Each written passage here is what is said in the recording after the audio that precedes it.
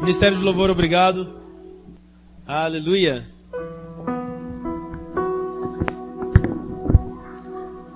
Graça e paz, igreja. Irmãos, aquilo que tem sido ministrado é realmente o que tem que acontecer. Nós temos que manter uma atmosfera de fé, de expectativa no nosso coração. Quando você vai ler sobre a vida de Jesus, tem uma região que Jesus passou, e a Bíblia vai dizer o seguinte: e não pôde Jesus operar ali muitos sinais, por causa da incredulidade do povo. Irmão, pré-culto para mim é um culto onde eu crio expectativa no meu coração para receber algo da parte de Deus. Eu creio, como eu tenho falado, que Deus não despede ninguém vazio. Deus só vai despedir vazio realmente quem é cheio de si mesmo. Porque não tem como Deus encher algo que já está transbordando. Por isso que Deus precisa de pessoas mortas para si mesmos. Eu estava ontem ali na casa da irmã Elisete. Enquanto a gente esperava o culto começar, estava mexendo ali na Bíblia, no celular, no iPad. E aí eu estava meditando a respeito de algumas coisas. E eu estava olhando para aquela cidade, porque da casa da irmã Elisete tem uma vista privilegiada ali, panorâmica. E eu comecei a olhar. E eu comecei a orar, falar: Deus é uma cidade tão grande. Eu sei que o Senhor está querendo fazer alguma coisa aqui. E eu sei que o Senhor só precisa de pessoas disponíveis. E no meio daquela oração, enquanto eu orava ali, eu meditava nessas coisas. Porque você tem que estar ligado com Deus, amém, irmãos? Amém? E às vezes você fica falando assim: Deus fala comigo, e Deus está falando com você a todo momento. Eu sempre cito o exemplo do rádio. Vai lá, Beth compra um rádio, deixa o rádio desligado na casa dela. Aí depois de um mês ela volta na loja e fala assim: olha, aquele rádio que você me vendeu está com defeito, ele não fala. Aí o pessoal vai dizer para ela assim: mas você já experimentou ligar o rádio? Aí a Beth vai lá e liga o rádio, e ela tem uma revelação poderosa. Que o problema não era o rádio, né? O problema era realmente que ela não tinha sintonizado e ligado esse rádio. E eu falo que você é assim também, irmãos. Você sabia que agora tem um monte de frequência de rádio aqui, AM, FM, mas você não está ouvindo nenhuma porque você não está sintonizado nela.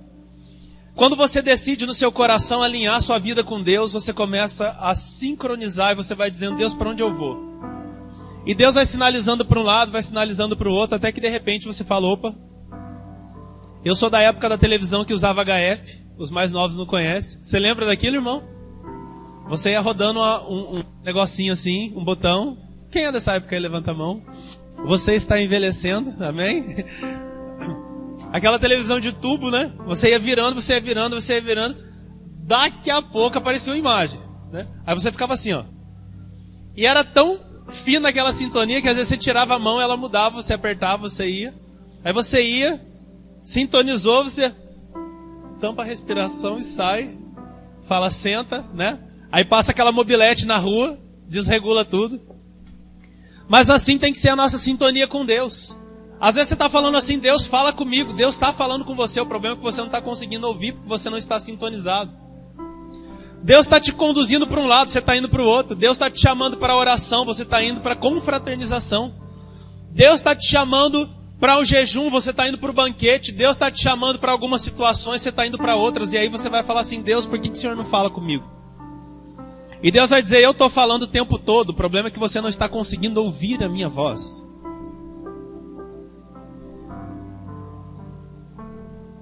E eu quero que você essa noite sintonize a sua vida. Nós estamos falando sobre os milagres de Jesus e hoje nós vamos falar sobre a multiplicação dos pães. Propício para um culto de primícias, mas mais propício ainda para que você entenda algumas coisas no reino espiritual. De cara eu já digo algo. Quantos aqui gostariam de ver a multiplicação das bênçãos, tanto naturais quanto espirituais de Deus na sua família e na sua vida? Mas eu digo para você, irmão, que Deus não multiplica fora aquilo que Ele não tem multiplicado dentro. Luiz Hermínio fala isso, eu peguei isso para a minha vida. Ele vai ensinar o seguinte, que Deus nunca vai multiplicar fora aquilo que Ele não multiplicou dentro. Às vezes você está falando: Deus, eu quero que o Senhor me abençoe, eu quero que o Senhor prospere meu caminho. Mas Quando você vai ler o Novo Testamento, tem um versículo que diz o seguinte: meu amado, eu desejo que você vá bem em todas as coisas e seja próspero, como próspera é a sua alma.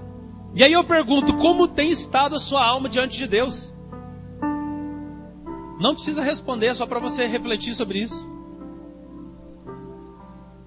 Porque às vezes nós somos bem-sucedidos na nossa vida secular, nós somos bem-sucedidos em vários lugares, mas aqui dentro nós somos medíocres.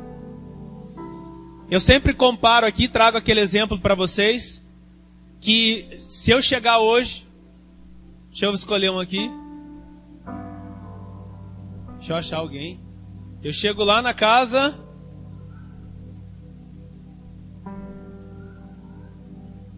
do Marcos. Aí eu chego lá e falo assim: Lu, cadê o Marcos? Marcos, levanta, dá uma voltinha para todo mundo ver a sua carinha. Levanta, dá uma olhadinha. Essa raridade celestial é o Marcos.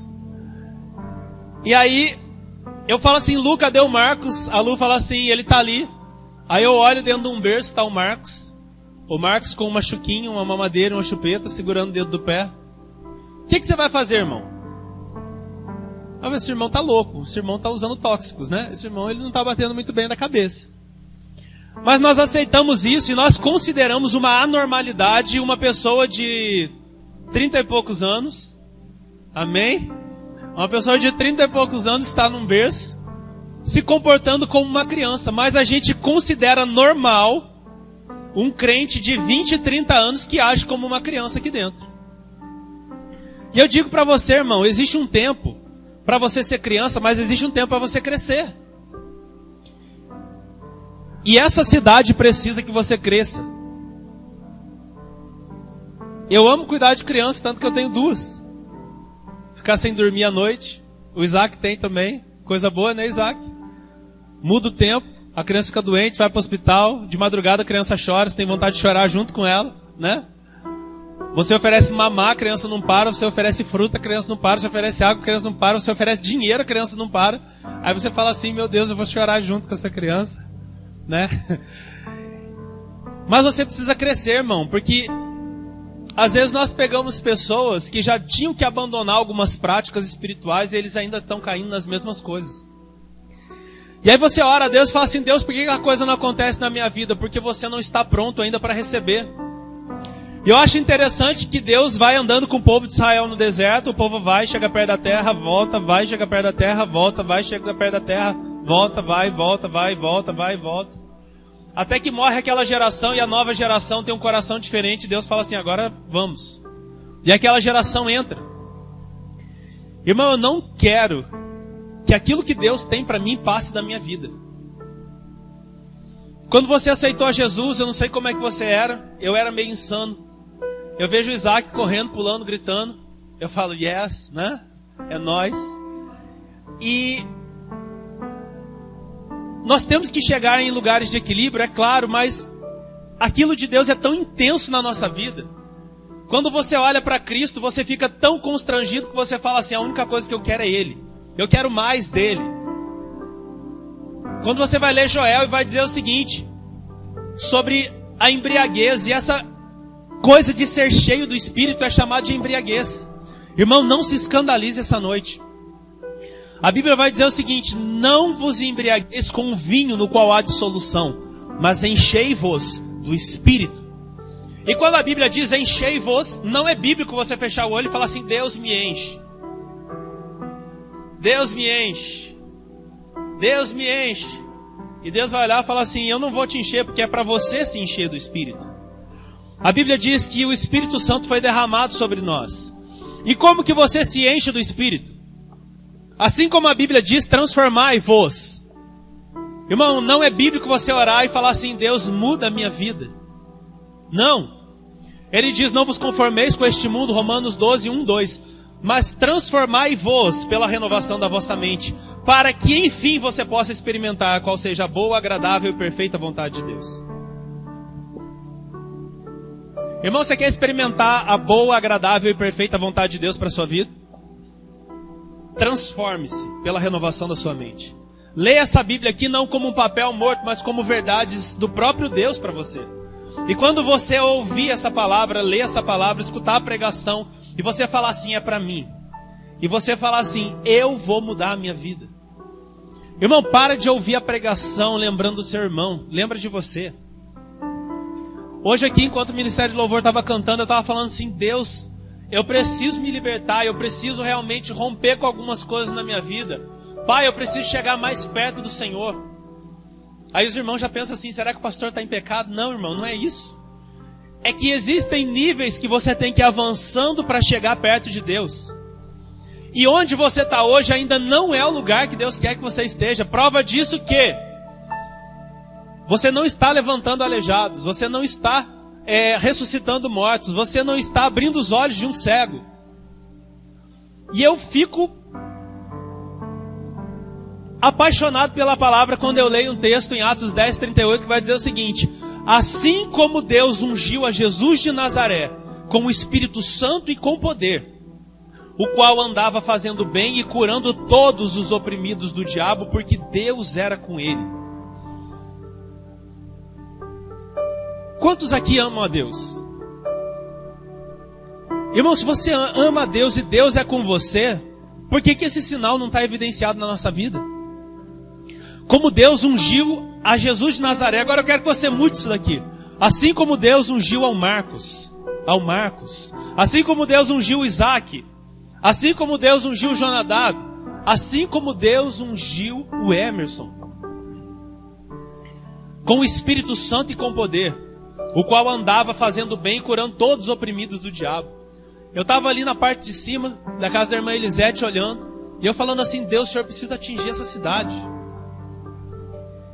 E aí, enquanto eu olhava, eu olhei para o lado esquerdo ali, e eu via como uma bomba explodindo. E eu não comentei nada com ninguém, eu continuei olhando para ter o discernimento do que era aquilo. E eu vejo outro foco de explosão e incêndio. E outro foco. E eu falei assim, Deus, o que é isso? E Deus ministrou forte no meu coração que esse era o G-Cels. E aí eu faço uma pergunta para você. Você está considerando o ministério que Deus tem na sua vida? Quando nós lemos sobre Dwight Lyman Moody, alguém já ouviu falar sobre Moody? Moody foi um dos maiores avivalistas da história. Ele era um sapateiro, um homem humilde, chegou na igreja, aceitou a Jesus, fervor total no coração dele. E aí ele falou para aquele pastor, pastor, eu queria pregar na igreja, eu queria falar do amor de Jesus. Aquele pastor zomba dele, diz o seguinte, vamos fazer o seguinte, eu vou dar uma classe para você na escola dominical. E quem você trouxer, você vai poder pregar para essa pessoa. Ele falou assim, amém, pastor. Primeira escola dominical, 20 pessoas. Segunda, 50. Terceira, 400 pessoas. Irmão, a escola dominical estava maior do que a igreja. Ele juntou uma multidão para ouvir. E Deus incendiou um país inteiro por meio da vida dele. Sabe quem ele era? Um sapateiro. Deus não precisa de pessoas diplomadas. Deus precisa de pessoas com o coração disposto. Amém? Eu gosto da fé de vocês, que vai gerando no coração de vocês. Porque eu digo que às vezes você quer ver um milagre fluindo fora, mas Deus não vai multiplicar fora o que Ele não está multiplicando dentro. Enchei-vos do Espírito, transformai-vos. É uma atitude sua. E a Bíblia continua explicando como que você se enche. Enchei-vos do Espírito, falando entre vós com salmos, hinos e cânticos espirituais. Você está na sua casa, irmão, coloca um louvor e começa a adorar Ele. Você está andando no carro, você começa a ruminar a palavra. Porque meditar na palavra é diferente de ler a palavra. Irmão, hoje em dia até aplicativo de celular lê a Bíblia para você. Mas e quando você medita? Meditar vem de ruminar, já expliquei aqui para vocês. É como aquela vaca que fica lá no pasto, o boi. Ele come o dia inteiro. Aí você tira ela do pasto, de repente, 2 horas depois, você vê a vaquinha fazendo assim, ó. O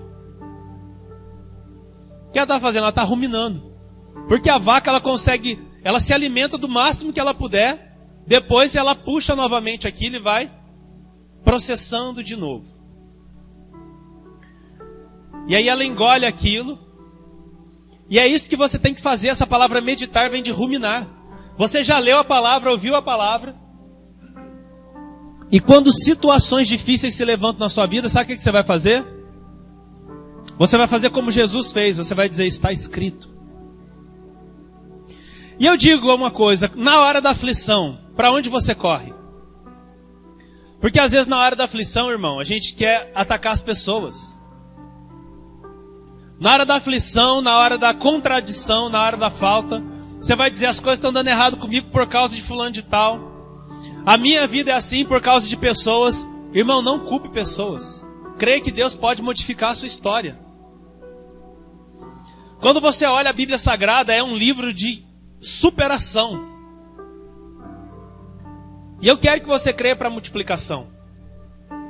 Abra comigo, por favor, sua Bíblia em Mateus 14, 13.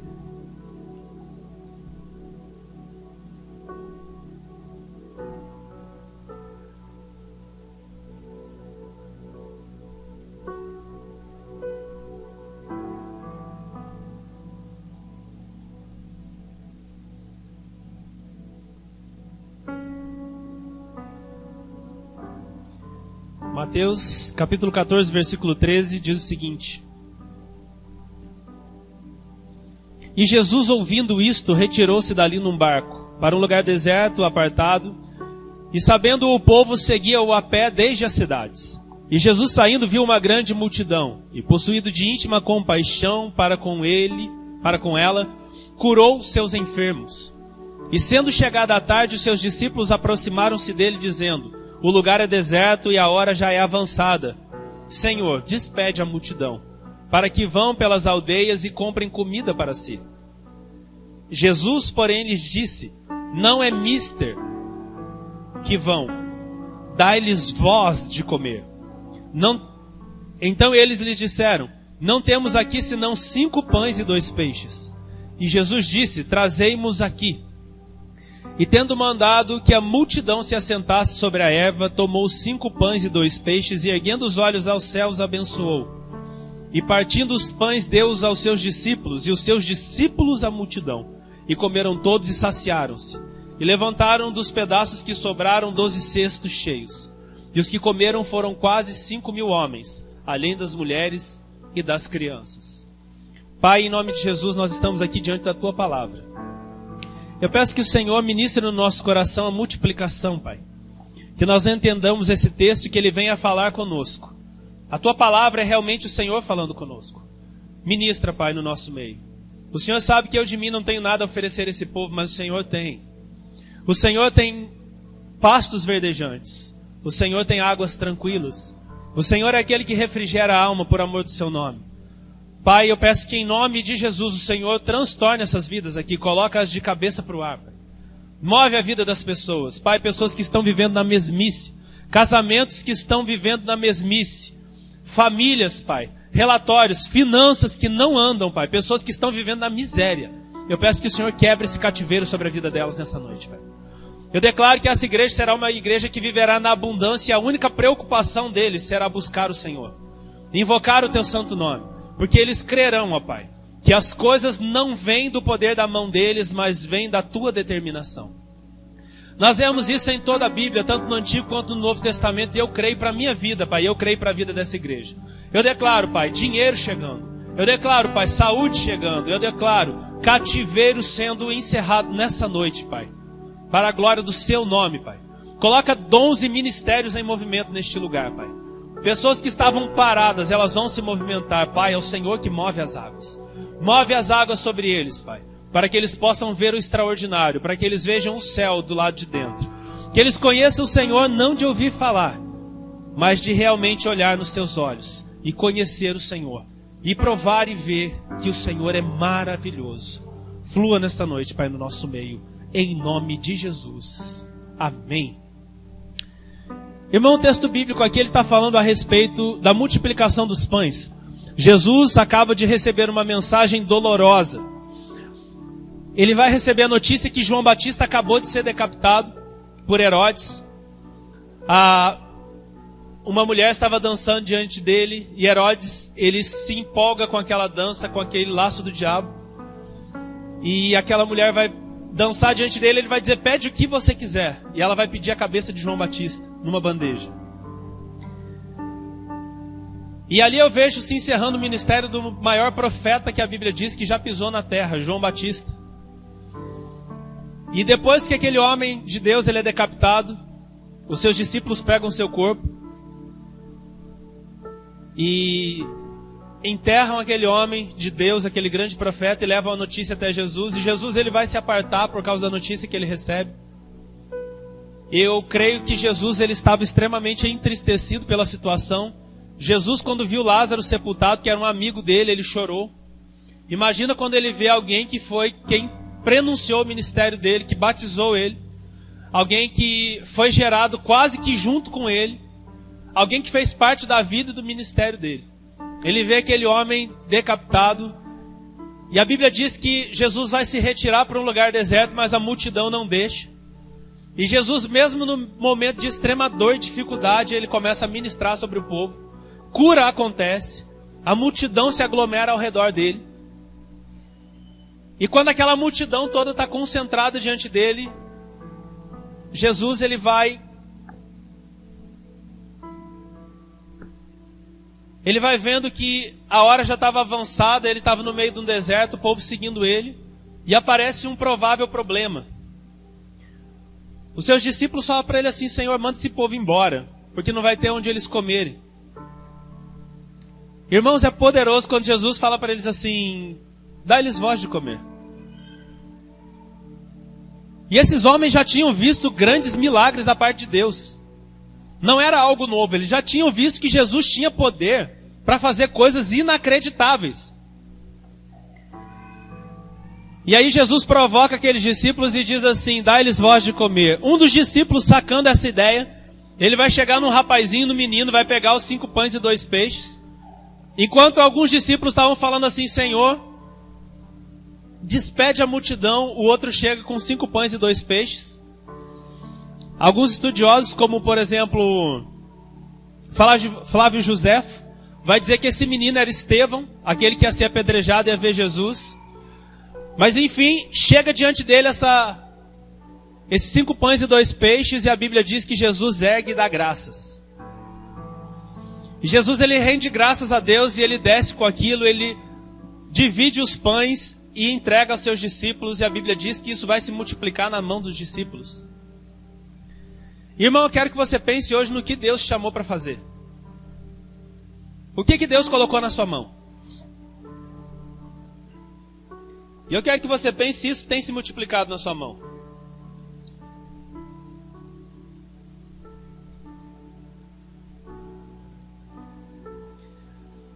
Eu quero que você pense, porque nós temos um hábito de ser servidos. Nós vivemos numa geração de fast food, a gente quer a coisa para ontem. A gente não quer gastar tempo com Deus, não, a gente quer uma receita pronta. Por isso que campanha dá tão certo. E por isso que vocês sabem que eu sou meio contra a campanha.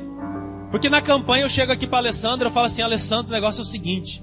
Eu falo: Marcos, Isaac, rasga 10 sacos de sal, joga aqui no chão. Junta esse sal e eu falo assim: Alessandra, você vai vir aqui durante 7 dias. Você vai trazer cada dia R$70. Você vai colocar 7 pedidos no envelope. E quando você passar pelo corredor de sal, nós vamos orar por você, 7 pastores, e aí você vai ser liberta. Irmão, isso não funciona. Isso não funciona. A Bíblia diz que quando eu expulso um demônio, pra você ter ideia, quando eu ponho a mão na cabeça de alguém e falo assim: espírito maligno, sai. Que já aconteceu aqui. Aquela pessoa cai no chão e ela levanta, ela fala assim: meu Deus, quando você estava orando, eu vi um espírito lá na minha casa correndo, e aí eu tive a mesma visão que ela, a pessoa caiu e levantou. E ela falou: obrigado, eu estou me sentindo melhor. E ela foi, e não deu uma semana, aquela pessoa já estava com 7 demônios piores. Porque a Bíblia diz que quando eu expulso um demônio, aquele demônio sai, e aquela pessoa ela não se reconcilia com Deus, aquilo vai ser para ela como maldição, porque o estado que ela se encontra hoje vai se agravar. A Bíblia diz que aquele espírito maligno, ele sai, chama 7 demônios piores do que ele e volta para possuir aquela pessoa. Tanto que eu já vi lugares onde pessoas eles estavam possuídos de legião. Por que estava possuído de legião? Porque a pessoa não se alinha nunca com Deus. Irmão, é muito sério isso. Quando você olha na antiga aliança, você vê o sacerdote Eli. A Bíblia diz assim: eram os filhos de Eli, filhos de Belial. Não temiam o Senhor. Meu Deus, irmão. Filho de um sacerdote. Um homem que foi usado para levantar um dos maiores profetas que Israel teve. Samuel. Aqueles homens se prostituíam lá na tenda da congregação. Irmão, o que você está fazendo? Tem crente que uma mão dele está na coisa santa, a outra mão dele está em outro lugar. E a Bíblia diz que é maldito aquele que faz a obra relaxadamente. Ou seja, quando Deus entrega algo na sua mão para você fazer e você é relaxado, a Bíblia diz que maldição está pesando sobre a sua mão, sobre a sua vida. Pensa aí, irmão. Tem crente que está na igreja, está dentro de um trabalho espiritual, e o que está pesando sobre ele? Alô? Reage, Batman. Eu falo com vocês me olham com cara de sapo na chuva. Interaja, meu irmão. Reage, Batman. Irmão, pensa bem. A maldição está pesando sobre aquela pessoa. Aí você pensa assim, mas eu estou fazendo. Mas se você faz e faz relaxadamente, a bênção de Deus não vem sobre você. E eu acho interessante que a nossa geração, o que ela mais quer é bênção. Fala do culto da bênção, o culto da vitória, o culto, eita manto, né? A campanha da libertação, os 7 mergulhos de Naamã, os 7 rodopios não sei o que. Irmão, a igreja ferve. Sabe por quê? Porque as pessoas querem soluções rápidas. Sabe o que é uma solução rápida? Vou lá, participo de 7 semanas, 7 quarta-feira, dou um dinheirinho lá, ora por mim, e eu saio e estou tranquilo. Não preciso nem criar vergonha na cara. Desculpa a palavra pesada, irmão. Mas o mundo olha para o crente às vezes e ele fala assim: crente? Estou mentindo? Só lá em Lorena que fala isso? Crente? Crente é linguarudo, né? Crente às vezes não paga, né? Crente dá um nó. Irmão, não tem problema nenhum você dever, amém? E não estou encomendando para ninguém. E não faz cara feia, porque você já sabe, né, irmão? Para os novos aqui, eu vou ensinar uma técnica para você, irmão. Recebe sorrindo. O que é recebe sorrindo? Irmão, você está devendo para um monte de gente. O pastor prega assim, ó. Irmão, você que está devendo, aí a pessoa na hora já fecha a cara. Ele está rindo, ele vai dizer... Já contaram alguma coisa para o pastor. Relaxa, irmão. Como diz meu professor, wait. Espere, né? Fique tranquilo, ninguém me falou nada. E quando você fecha a cara, eu já sei que você está pecando nisso. Amém? Então sorri, disfarça, né? Olha para o lado, você imagina crente devendo para os outros, até parece, né? Entendeu? Disfarça porque ninguém vai achar que é com você. Mas se é com você, irmão, recebe também. Porque eu não vou parar de pregar algo só porque você faz. Eu escutei uma história esses dias de um pastor e foi pregar numa igreja. Um senhor já, um pregador experiente. Aí ele chegou na igreja, foi pregar, uma igreja muito tradicional, tinha aquelas famílias antigas. Sabe aquelas famílias que mandam na igreja? E aí o rapaz sentado, aí ele veio para o púlpito.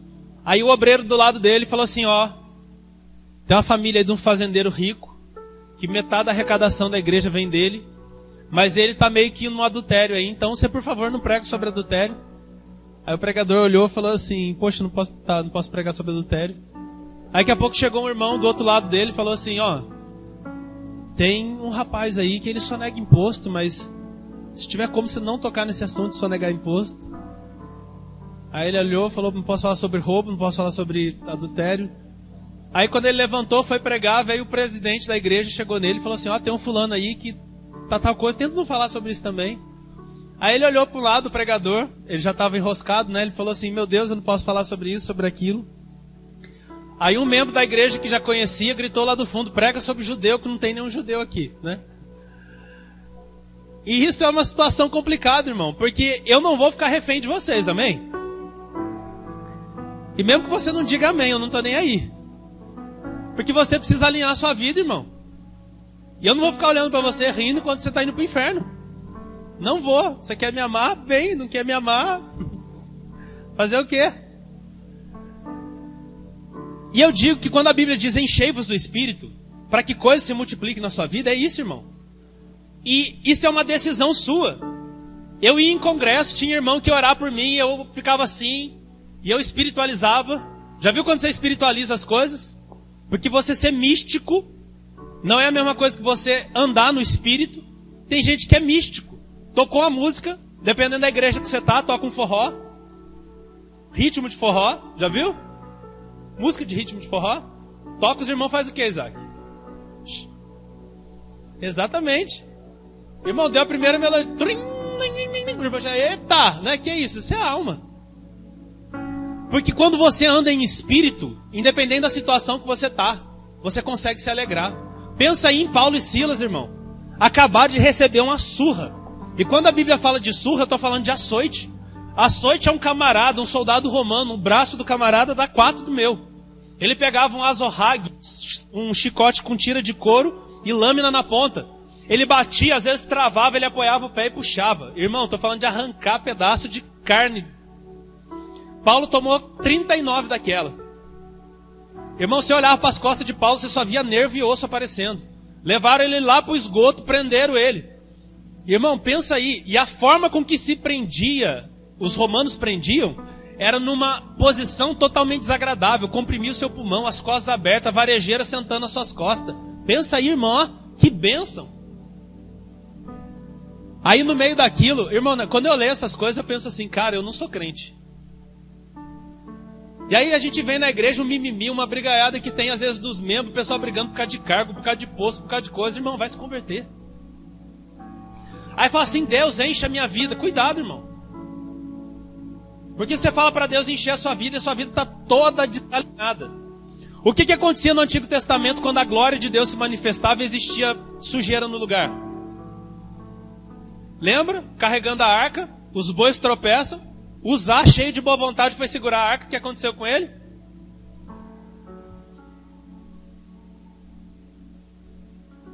E eu falo, irmão, alinhe sua vida.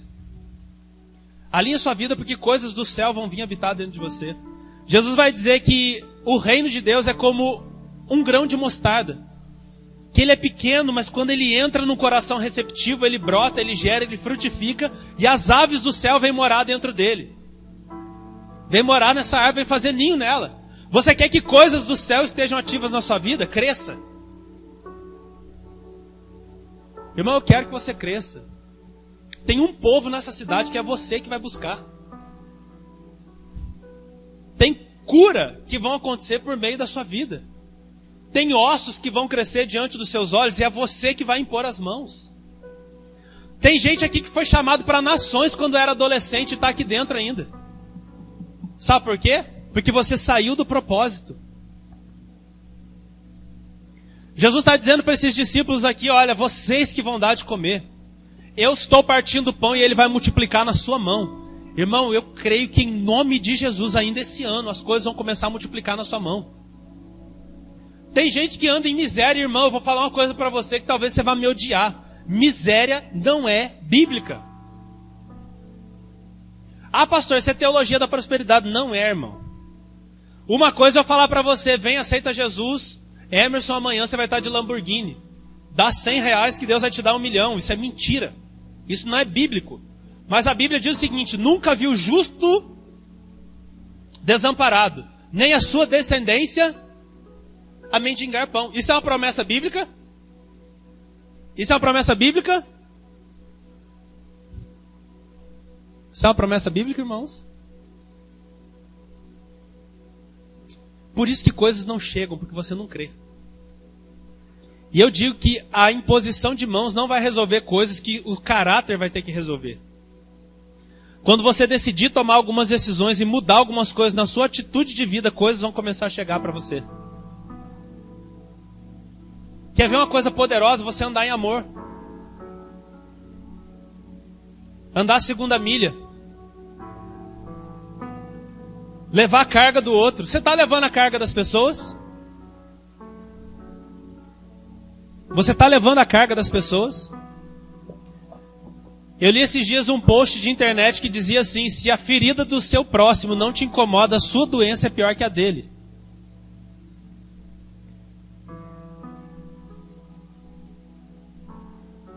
A Bíblia diz que Deus mudou a sorte de Jó enquanto ele orava pelos seus amigos. A multiplicação vai acontecer, irmão, quando você começar a se importar com o que está fora de você. Quando você por dentro começar a mudar. E essa mudança for tão intensa dentro de você que as pessoas não vão te conhecer mais.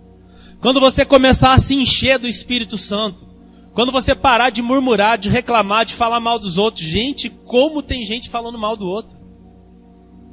Sendo que a Bíblia diz, falando entre vós, com salmos, hinos e cânticos espirituais. A Bíblia diz, você está feliz, canta, você está triste, você ora.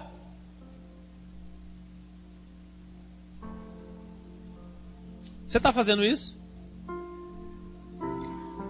Eu convido você a viver 1 ano, obedecendo o que a Bíblia manda. E coisas vão chegar na sua vida.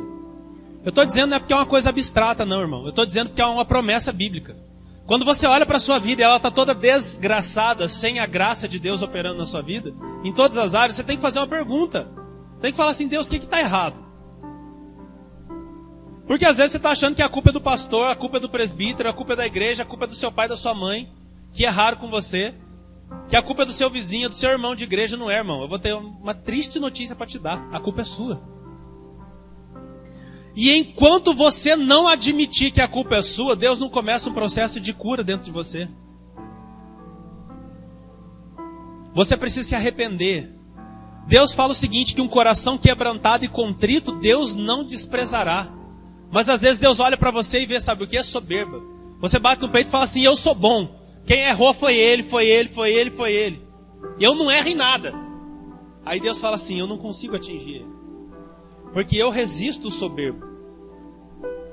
Mas a Bíblia diz que ele concede graça ao humilde.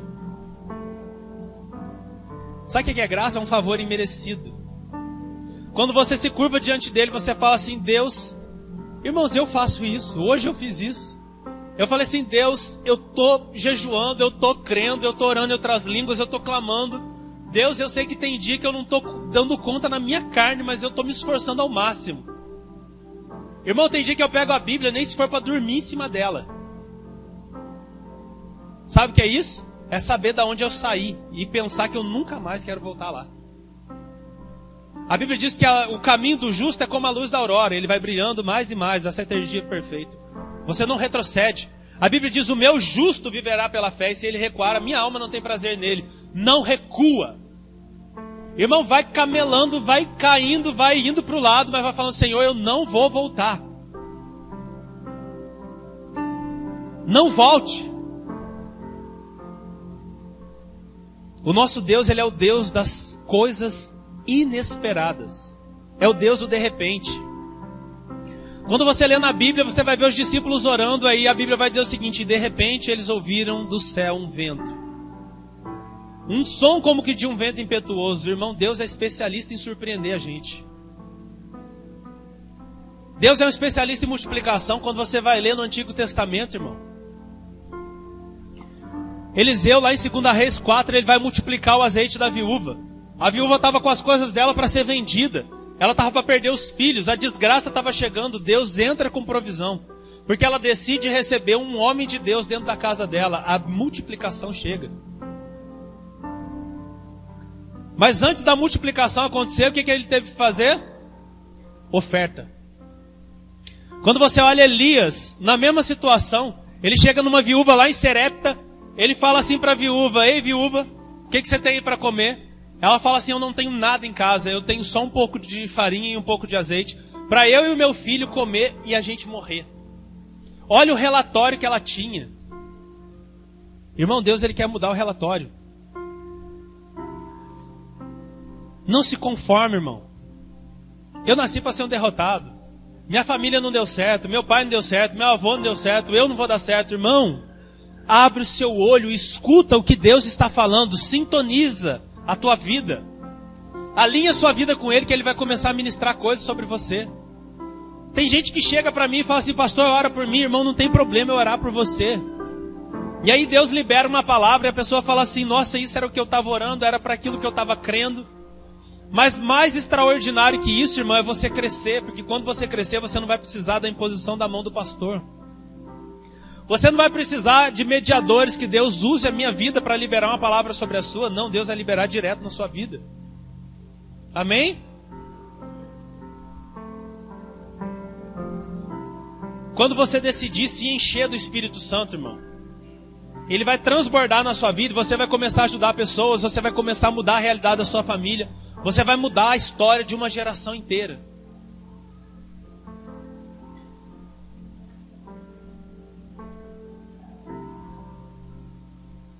Se coloque de pé, por favor.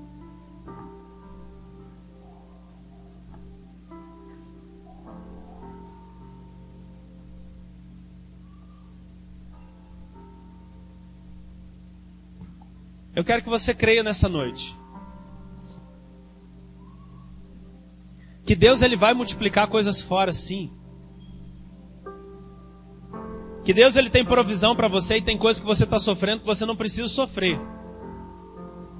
Mas a gente desenvolveu. Quem já ouviu aquela música assim que é Vitória vai chorando, Jaime chora? Aquela frase que todo mundo diz assim: eu sou um pobre, miserável pecador. Eu tenho uma notícia triste para você. A Bíblia diz o seguinte: que os pecadores não herdarão o reino dos céus. Então, se você é um pecador, vem aqui à frente, aceite a Jesus hoje que você vai ser liberto. Aí você fala assim: pastor, você está falando que a gente não é pecador? Não, você não deve ser pecador, irmão.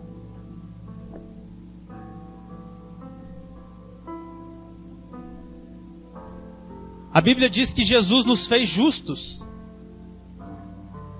A justiça dele pesa sobre nós. A Bíblia diz que quando Deus olha para os santos lá em Apocalipse, ele está vendo vestes brancas. Aí você fala assim: mas eu peco. Sim, você peca, mas você não vive na prática do pecado. Se você vive ainda no adultério, no vício, na pornografia, eu convido você a vir aqui à frente hoje e se reconciliar com ele. Ah, pastor, mas eu já sou crente, o que vão pensar a meu respeito? Não importa o que as pessoas pensam a seu respeito, irmão. Você ainda não entendeu nada. O que importa é o que ele pensa a seu respeito. Você já serviu a religião durante muitos anos. Eu quero que você venha e entenda o que é servir a ele. Você não precisa aparecer para mim, porque não sou eu que vou salvar a tua alma. Você precisa ter mérito diante dele, porque ele é o seu Senhor.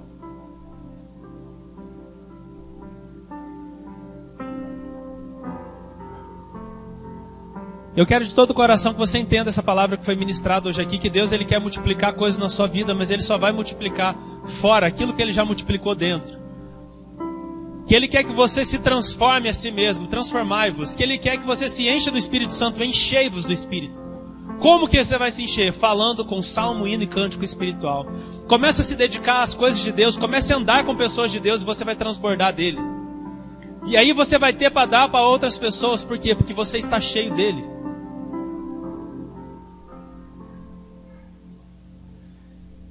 Ministério de Louvor, suba aqui, por favor. Eu quero perguntar nessa noite se alguém gostaria de entregar a sua vida a Jesus. Dizer assim: Jesus, eu quero que o Senhor tome conta da minha vida. Eu quero deixar a hipocrisia. Eu quero deixar todo fingimento. Eu quero que o Senhor cuide da minha vida. Vem aqui à frente. Deus, eu quero que o Senhor me ajude na minha caminhada. A minha vida ela está destroçada, destruída. Eu quero que o Senhor mude o relatório da minha vida. Vem aqui à frente, por favor. Eu quero orar por você.